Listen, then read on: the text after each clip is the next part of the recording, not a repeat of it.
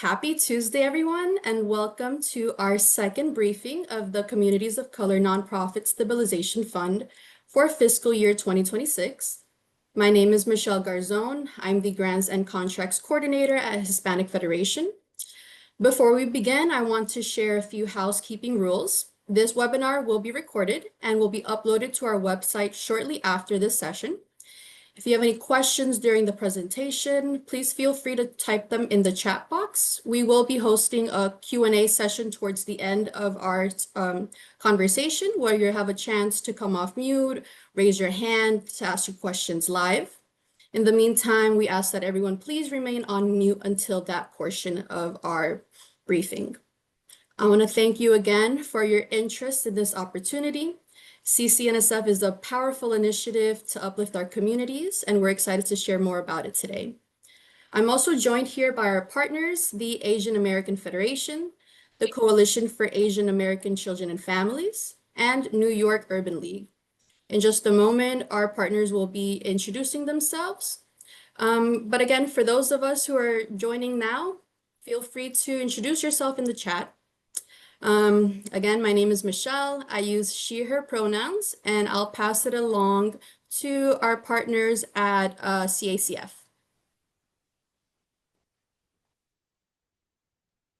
Thank you, Michelle, and good morning, folks. My name is Francis, he, him pronouns. I'm the grants coordinator at CACF. I'll pass it to my colleague, Kit. Welcome, everyone. I'm Kit Lau. I use she, her pronouns. I'm the Senior Contracts Coordinator at CACF, which stands for Coalition for Asian American Children and Families. And I'll pass it to the New York Urban League. Good morning, everybody. Welcome for being here today. I am Sarah, Yvonne Smothers, but I'm basically called Yvonne. I use she, her pronouns. I'm the project manager for the CCNSF project at New York Urban League, and I'll pass it on to Hispanic Federation. Did our partners at Asian American Federation introduce themselves? Yes, I'm Mia Winther Tamaki. My pronouns are she, her, and I am the nonprofit support coordinator at Asian American Federation.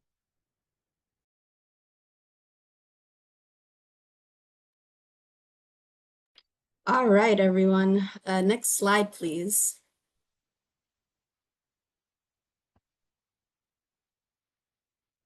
So some background on this initiative. This is actually our 12th year of the program, and we're truly grateful and fortunate to be able to continue the support and initiative.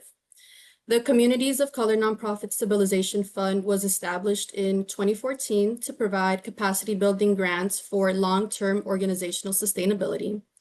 The fund not only provides resources to help your organizations grow, but it also offers technical assistance and opportunities to network with other local nonprofits. This year, the City Council allocated $3.7 million to the initiative. And the purpose of this funding is to, again, build capacity for New York City nonprofits serving majority Asian, Latino, and/or Black communities. It was founded with the understanding that organizations led by individuals that reflect their community are best equipped to meet the needs of their clients. Next slide, please. All right, let's go over some eligibility requirements for interested nonprofits. In order to apply for this opportunity, you must be registered with Passport. If you already hold another city contract, you must be up to date in the city's passport system. Your organization must be registered with the New York State Charities Bureau. You must also be registered as a 501c3 that has been incorporated for at least 2 years. This is important to note. Since this is an initiative that is funded by New York City Council, your organization must be based in New York City, and at least 75% of the community you serve must also reside in New York City. You must be a direct service organization serving organizations where 51% or more of the population are people of color, and you should be demonstrating that you are doing targeted outreach for those communities. In addition to that, your organizational budget must fall between $150,000 to $3.5 million. In order to determine that eligibility, we recommend that you review your most recently filed 990 form. We also want to emphasize that eligible organizations must be committed to equal employment opportunities and also be delivering culturally competent services to the communities they serve. Finally, organizations operating under a fiscal sponsor are unfortunately not eligible for this program. While we understand groups do excellent work through fiscal sponsorship, the CCNSF program requires a direct 501c3 status. And also to clarify, a fiscal sponsor is a separate nonprofit entity that provides administrative, legal, and financial support to the organization who may not have the capacity to do so yet. If anyone has any specific eligibility questions, we recommend to please reach out to the administering partner organization you're applying through. Next slide, please. Now, let's go through some of the types of capacity building projects you can apply for under this fund.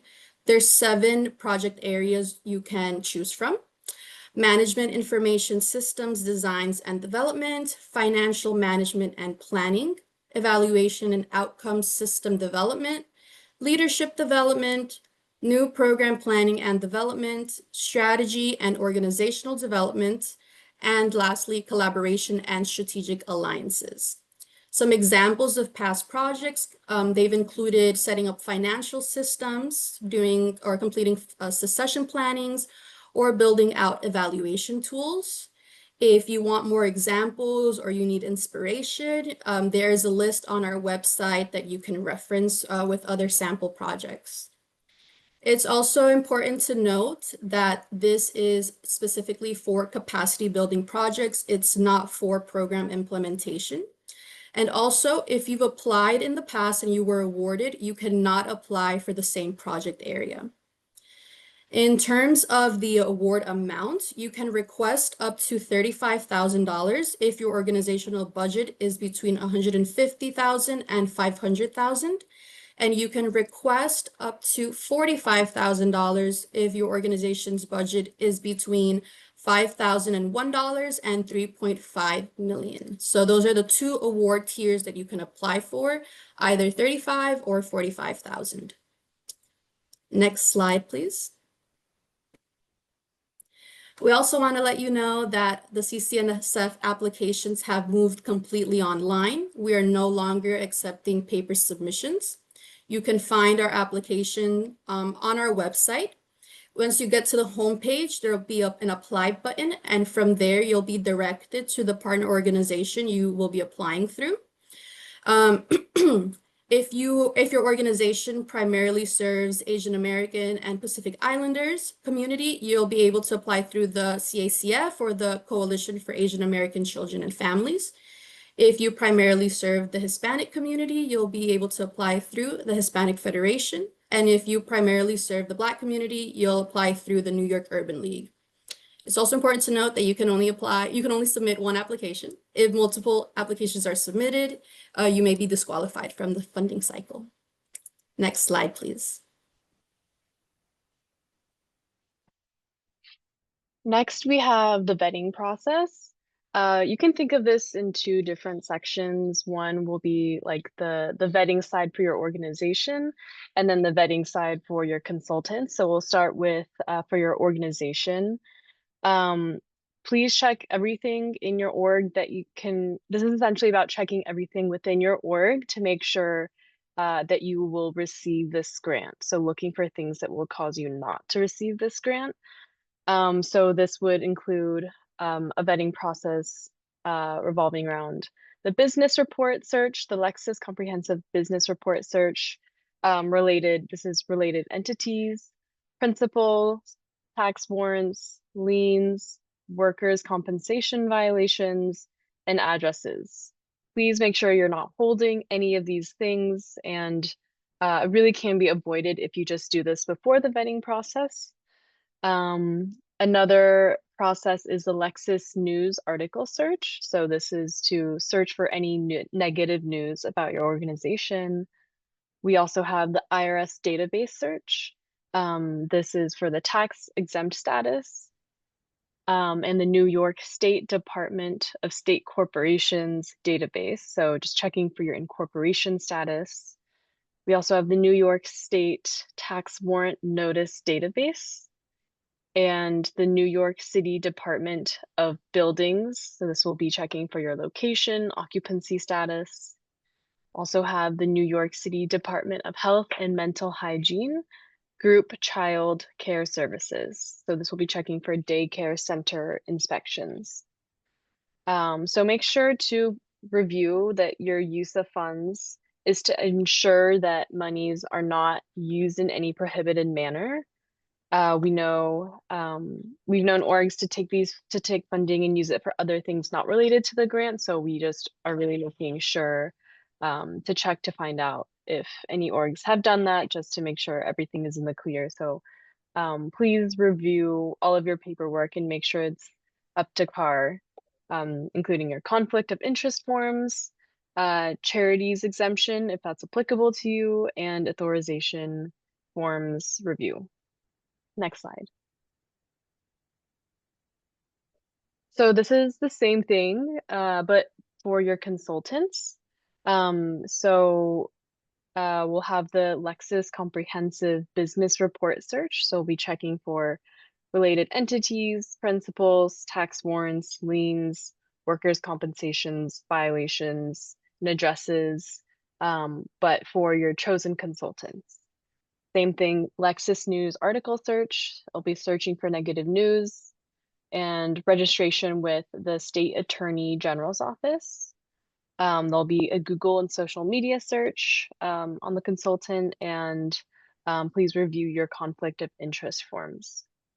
You must provide proper forms when requesting to be a consultant for your organization. Next slide.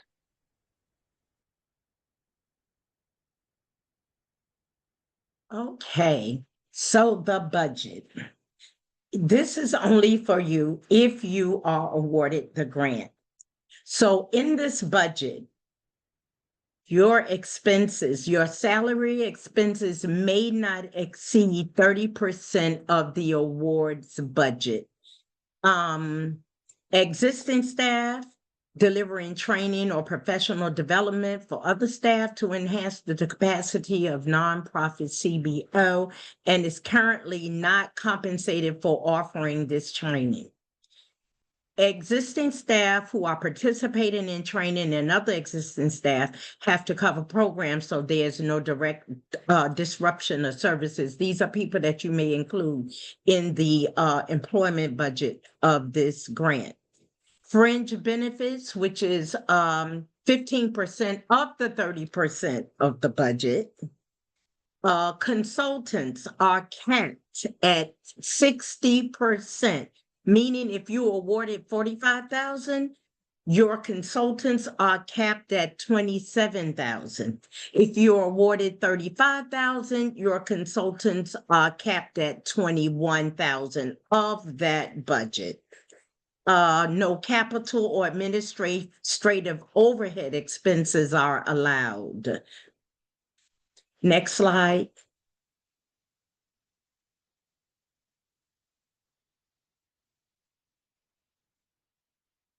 Okay, so here is a sample budget.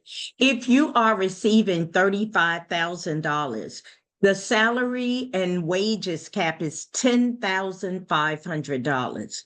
Fringe benefits, which is 15% of the 10,500, is $1,575. Your consultant line is capped at 60% of the 35,000, which is 21,000. And the funding left over, OTPS, is 1925, which the total amount of the budget would be 35,000. That's a sample budget. Next slide. Okay.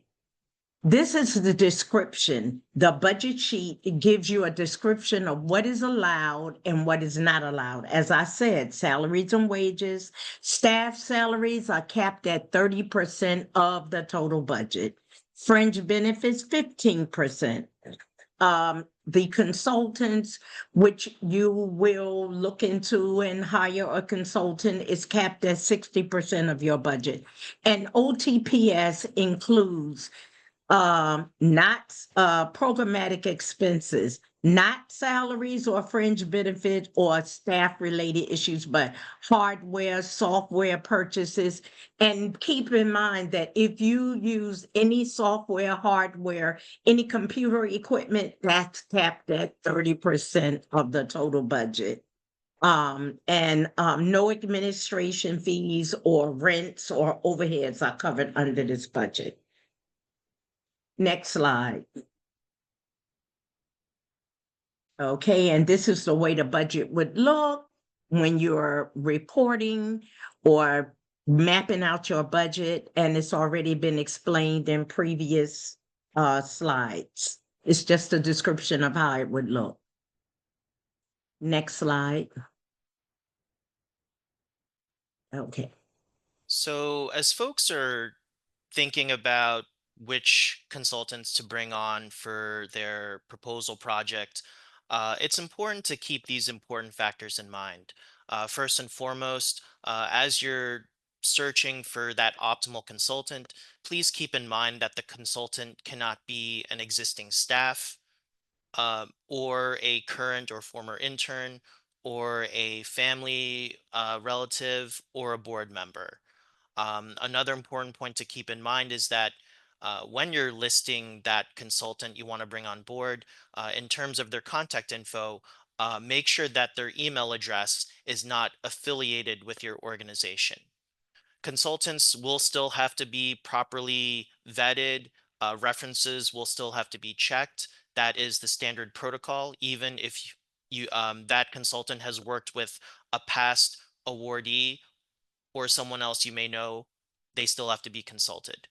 As Yvonne mentioned in an earlier slide, that in terms of the project budget and how you envision allocating your awarded funds for each category, for the consultant, whether it be a for-profit or nonprofit consultant, it would be capped at 60% of the total award.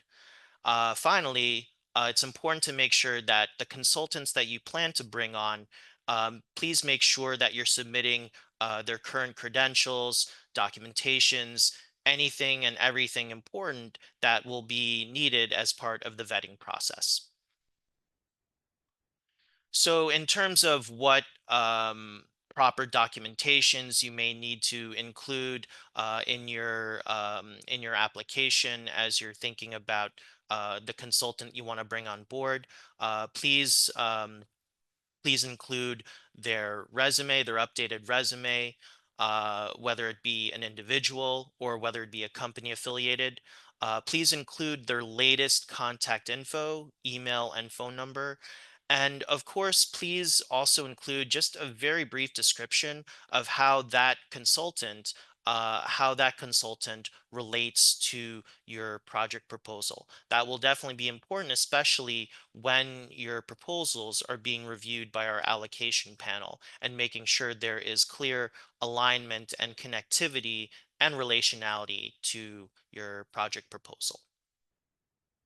So with that being said, folks have definitely been reaching out in the past about how exactly to engage with your consultants. How exactly can we build a meaningful and healthy working relationship with your consultant?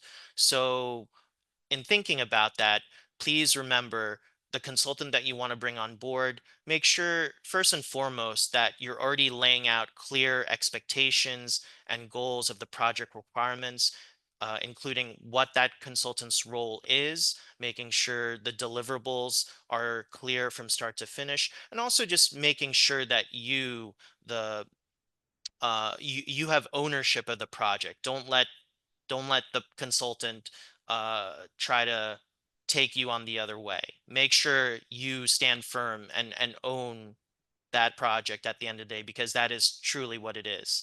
Um, Also make sure that, again, as in the earlier slide, making sure that all the proper documents for the consultants are included, because that again is part of the vetting process that will be done by DYCD. making sure that your consultants, you're again reiterating the project goals, project intentions, the timeline, again, very sensitive, and just acknowledging that consultants have different time schedules and commitments along with you, the awardee.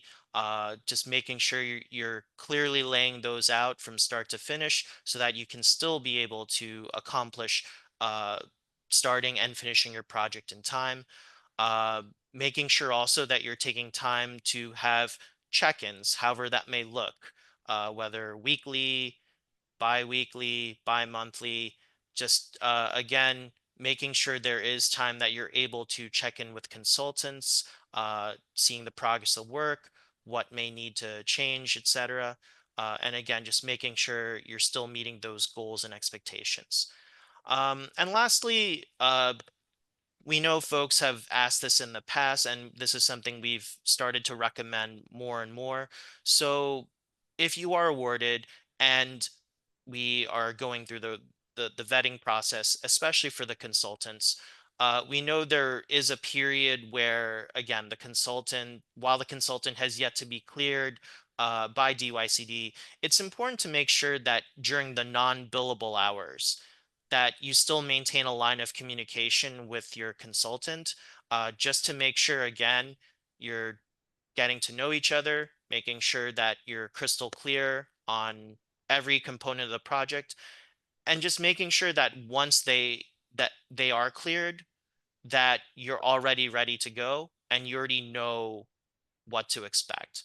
So again, during the billable and non-billable hours, we strongly recommend to folks that you still stay in touch with your consultant, especially as the vetting process can be a little bit of a waiting period, but don't let that incur a gap or silence that time could be utilized more for just again making sure you have everything laid out and that everything is clear from start to finish so that at the end of the day you and the consultant can still be able to work harmoniously and still be able to finish this project with little to no stress.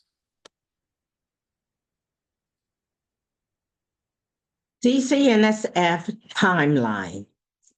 Of course, the applications are out at this moment. The community briefings, we've had one on September 24th, today, September 30th, and our final community briefing will be October 7th, 2025. Recordings will be available after the community briefings. The application's deadline is October 17th, 5 p.m. close of business. The allocation committee reviews we want to schedule in November so that the awards can be announced by January of 2026. Now, these times are subject to change, but this is what we are aiming for this year.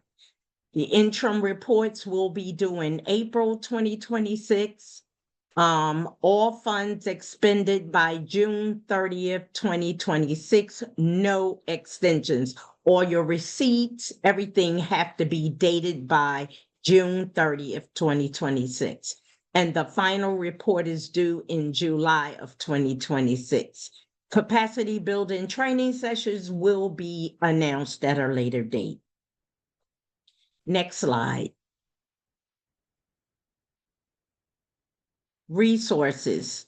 Everything now is electronic, and you can find all the information you need on our website at www.ccnsffund.org. You will be able to see frequently asked questions, consultant lists, budget samples, and etc. You will be able to apply at ccnsf.org. And remember, only apply to one of the partner organizations. You cannot apply to 2 or 3. And make sure it's the organization that best describes 51% of your organization. Next slide. Contact information. These are our partner organizations. For application submission and additional information, Asian American Federation, Coalition for Asian American Children and Families, Hispanic Federation, and New York Urban League.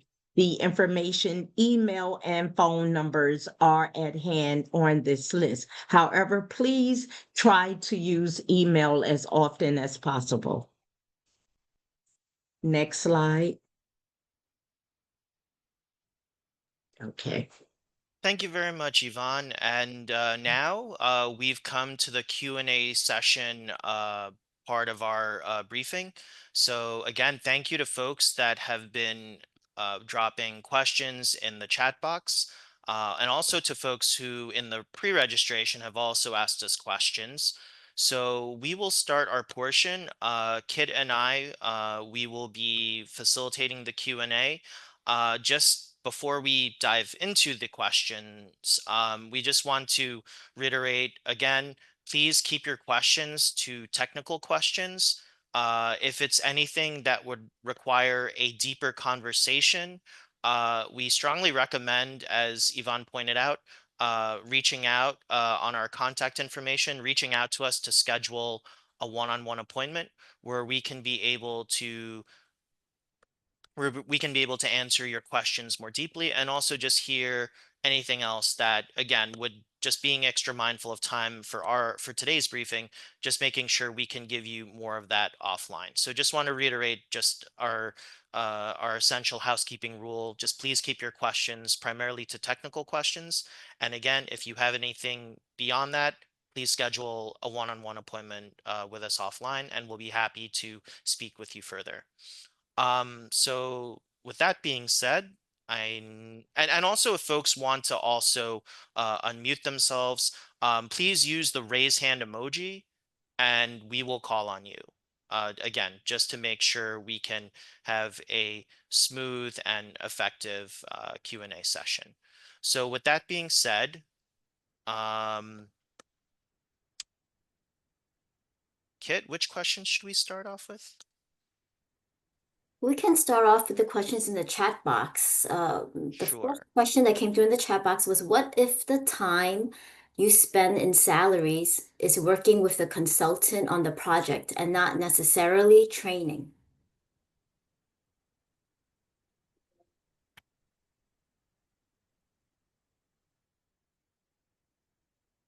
And we will open it up to our partner orgs if they want to chime in as well.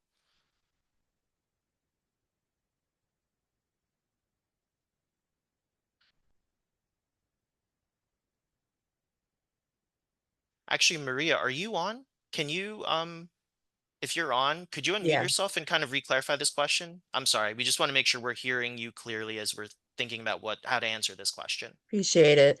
Yeah, I participated within this program pretty much when it first started a few years. And so I believe I can see the difference of where you're going to need to be in training if you're starting a new program or whatever. So I've experienced this before. In this case, I was looking more to do like a marketing communications aspect of the capacity grants. And so obviously I don't have the specifics, but I'm struggling to see where we're going to be using a lot of our time as like a training more than a back and forth where we're having conversations going through creating campaigns, whatever it may be. So I don't know, is that then classified as training, even though it's more conversational, it's more doing the project together? Because yeah. Thank you, Maria. I would say any time that is dedicated to working on the specific project, whether it's with the consultants or training itself, would be then allocated under the salary component of the budget category. Okay, thank you.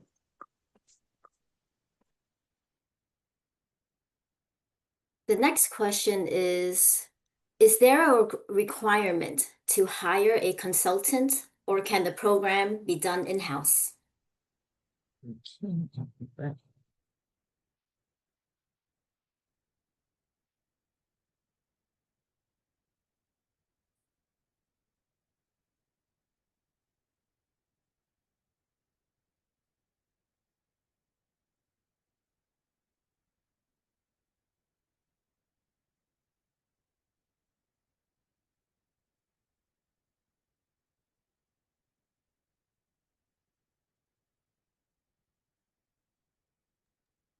I think we can move on to the next question while folks are kind of mulling how to answer that question. Is that okay? Well, I'm Um, sorry, I didn't. I had asked that question, and maybe I missed something. I'm still trying to formulate what the program that we're thinking sort of evaluation.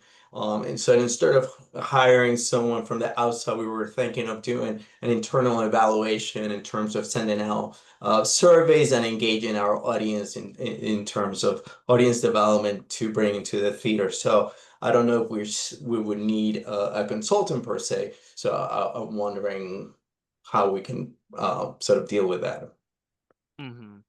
No, thank you, John, for that. I'm gonna open that up to my other to the other partners who may answer that question a bit better than what I could offer. So as a reminder, this is a capacity building exploratory grant, not implementation specifically. So you won't be able to implement any component of your programming. And also another requirement is, or assumption I would say, is that the expertise that a consultant would be able to provide should not already be existing within the organization. And if you are considering a potential employee or staff member that is in the organization, a consultant cannot be part of the organization. They cannot have an email domain with the organization. They cannot be a staff member, an intern, a volunteer. It has to be an external individual that will then provide this area of expertise. Thank you. Thank you, Michelle. Um, let's see. Next question. So last year, one of my clients, an awardee, was told that grant funds could not be used for out-of-state travel costs for consultants coming from out of state. Is that the case this year as well?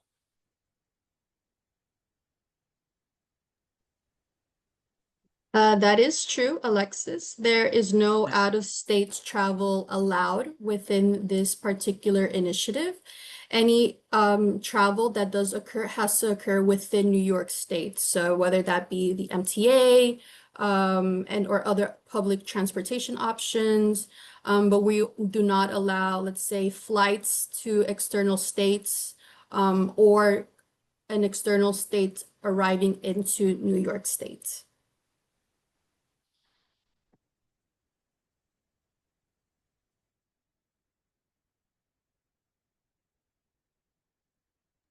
The next question is from Raymond, and it's concerning which administering organization they should apply to. And Raymond, can you come off mute and just clarify and explain your question so we can answer it better? Sure. Yeah. So I work with Willie Mae Rock Camp. So we're named after Willie Mae Big Mama Thornton, a blues singer artist born in 1929. Our programming is strongly rooted in Black diasporic musical tradition. And so it's going to become really apparent when you read the proposal that, I mean, it's open to, we serve a wide range of youth, but the sort of the cultural center is Black diasporic musical tradition. So 36% of our students are Latine, and then 25, I'm sorry, I got the numbers wrong, 25% are Black. But based on numbers alone, we say the guidance would be to apply to the Hispanic Federation, but based on culture, I'm wondering like whether like which, and we've struggled with this back and forth. We're like, well, the numbers say, right? So anyway, that's what I wanted to ask, like which organization would be most appropriate? Where should we apply? Well, I'm from Yvonne from New York Urban League. If you service at least 51% of your organization to Spanish community, then it should be Hispanic Federation. I understand you're saying the program is basically Black, so it's really a hard one. But I just don't know what to tell you. But I think that if most of uh your children are Hispanic, then I would go to Hispanic Federation. But I know you're saying your program is basically Black background, so that's really hard. I guess you'll have to make that decision. Yeah, because it's like we have a range. It's like 23% of students are Asian or Asian American, 25% are Black, 36% are Latina. So it really is like primarily people of color, but it's a Right. broad array. And so we were trying to figure out, well, gee, like when we look at the youth we serve, and then we look at the programming, you'll see the Black Futures Month that we offer at the Mhm. Willie Mae Creative Sound Lab, in February to celebrate Black History Month. So I mean, it's like that's why I'm like, well, uh, so is it up to us as to which should we just basically go on that percentage of students that is the greatest, demographically? I will say, it also will also be taking into consideration the leadership or the staff within the organization. If the organization staff is primarily Black or Latino, I would also take that into consideration as you make your decision. And also taking into consideration the board as well. So if it's primarily stronger Black representatives or Latin representatives, that's also something we'll be looking into. Okay, great. Thank you. Thank you. Thank you all. So another important question comes from Brenda. Our organizational budget exceeds the 3.5 million threshold because it includes pass-through funds. We serve as the principal recipient of a subgrant, which we then distribute to partner orgs. Without these pass-through funds, our budget would fall within the required limit. Given this circumstance, are we still eligible to apply for this opportunity? Yeah.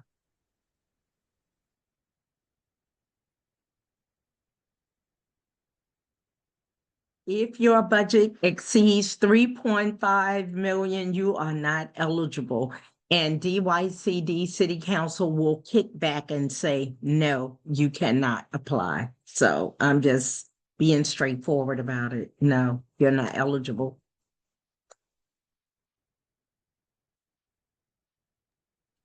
Thank you, Yvonne. Um, Mhm. Alexis asks, is the budget requirement, so 35K for orgs under 500, with budgets under 5, excuse me, at 500 or below, um, and then 45K for those with budgets over 500K and up to the 3.5 million cap. Is the budget requirement using the current fiscal year budget or most recent completed fiscal year's actuals?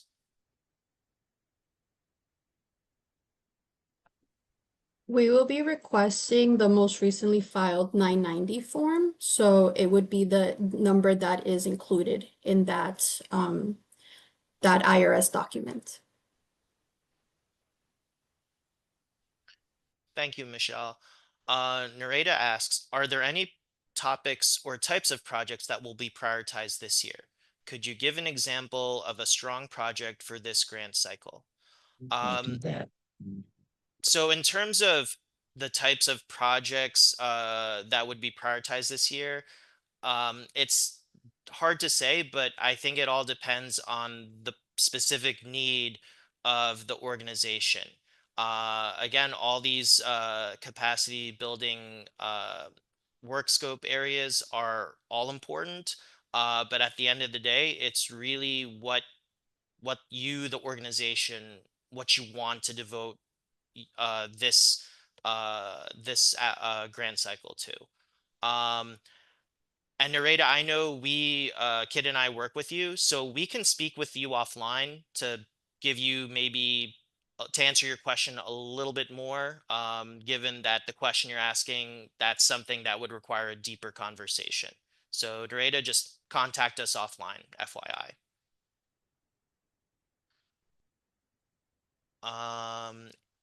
And then Amy asks, let's see. How many grants do you anticipate awarding? How many applicants do you usually get? And what percent of applicants have been funded in the past?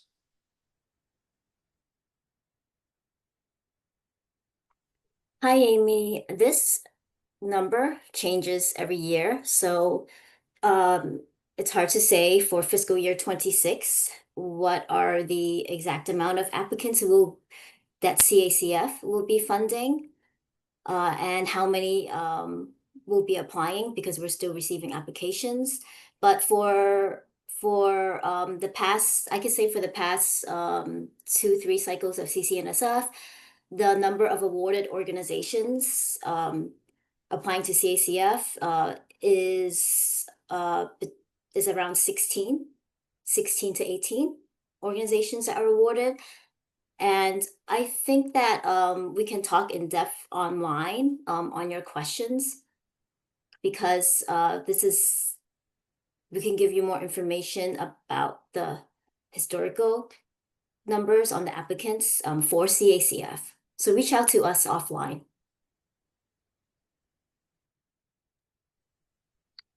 Thank you, Kit. Joy asks, can we continue working with one of the FY25 consultants in FY26?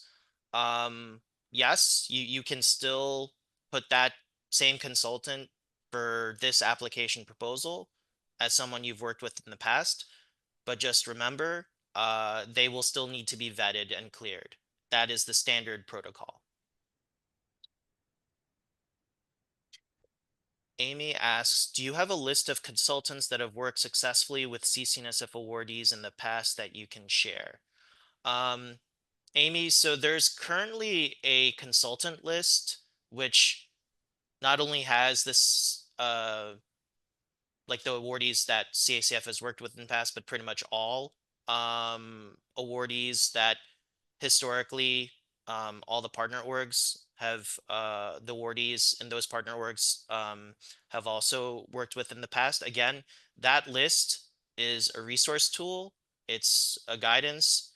It's not a list of recommendations on behalf of us or anything we've endorsed.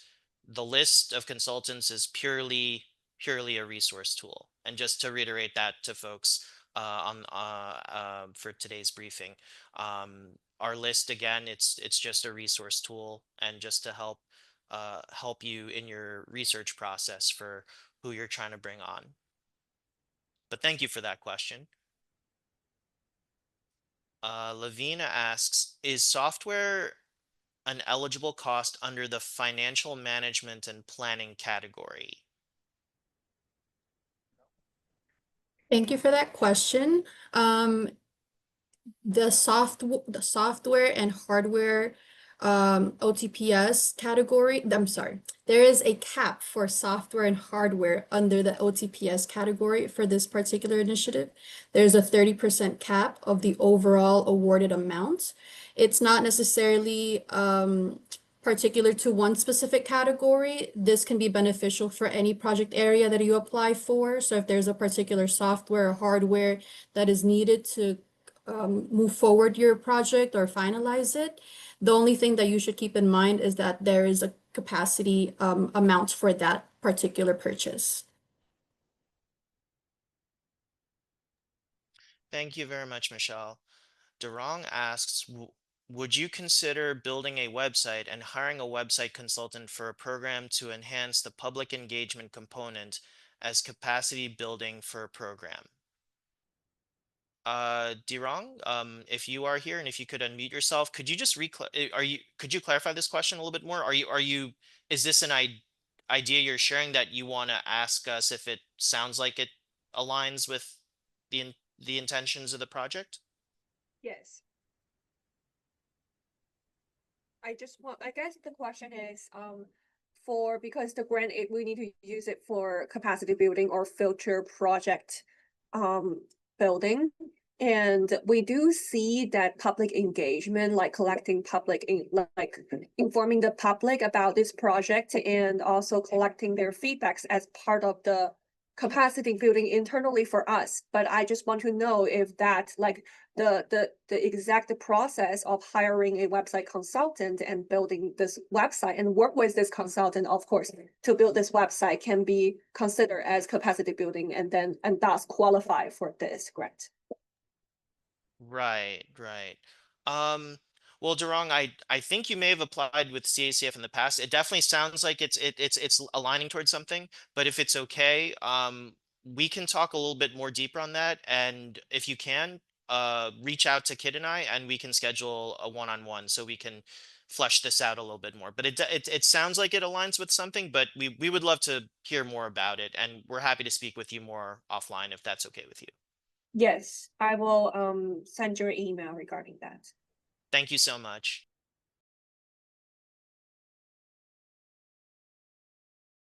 Next question is from Nareda. Are there any topics or types of projects that will be prioritized this year? Oh, Kit, we already answered that. Sorry. Kit, that was already answered. I see. I think Lavina left us a question towards the very end. Yes, Lavina. The question is it correct that organizations cannot receive an award under a single CCNSF category more than once?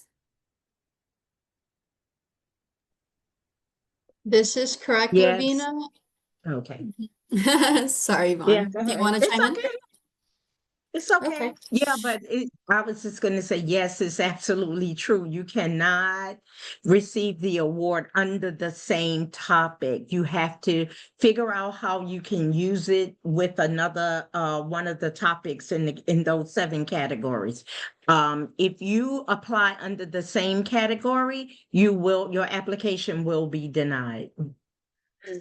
I have a question. Okay. Because we applied so many years ago, I can't really confirm exactly what those titles were called. I'm talking about plus 10 years ago. So is there a way to find out what our history was before we apply? No, there's not a way here. I don't And they know won't about, go that far back? no. They We're wouldn't go not that. allowed to do that.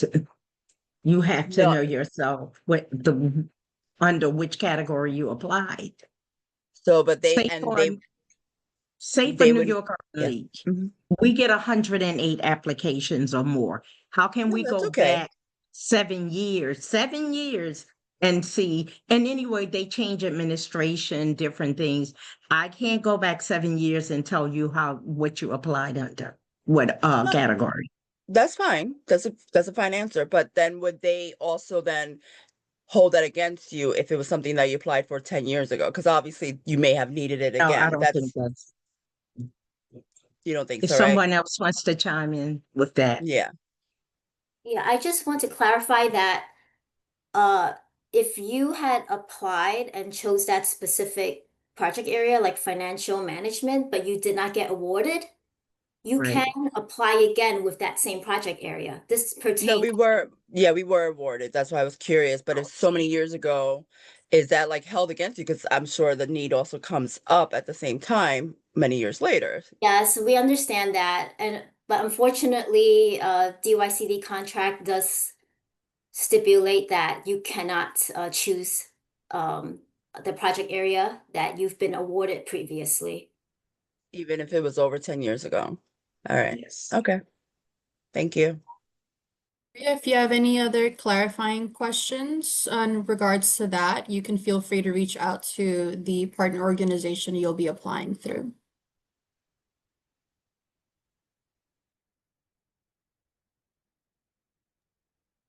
Uh, I think that's it for now. I mean, I don't see any new questions that have rolled in, but no, we want to again thank everybody for dropping in your questions in the chat box, along with dropping in questions in the pre-registration. Hopefully, we were able to answer them as clearly and as directly as possible. And again, please reach out to us while it's still early if you have more questions after this briefing. And again, there's still one more briefing on October 7th, which is next week at 11 a.m. You are more than welcome to come to our briefing. The material that we'll go over is still the same, but again, if it helps you add a bit more clarification, again, you are more than welcome to attend.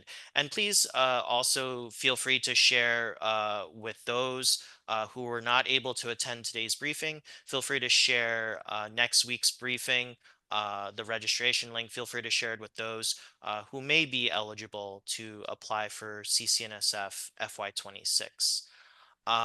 If there are no other questions, on behalf of CACF, New York Urban League, Hispanic Federation, and Asian American Federation, we just want to thank everybody for taking the time to attend our community briefing. Uh, the recording will be available, and we will send it out once it's finalized, along with a copy of the presentation slide deck that you saw today. Again, we appreciate your patience and support, and also just again your proactiveness in continuing to reach out to us with questions. Again, the application deadline is October 17th at 5 p.m. So just as a continued friendly reminder, please reach out to us as early as possible. Do not delay submitting this application to the very last minute.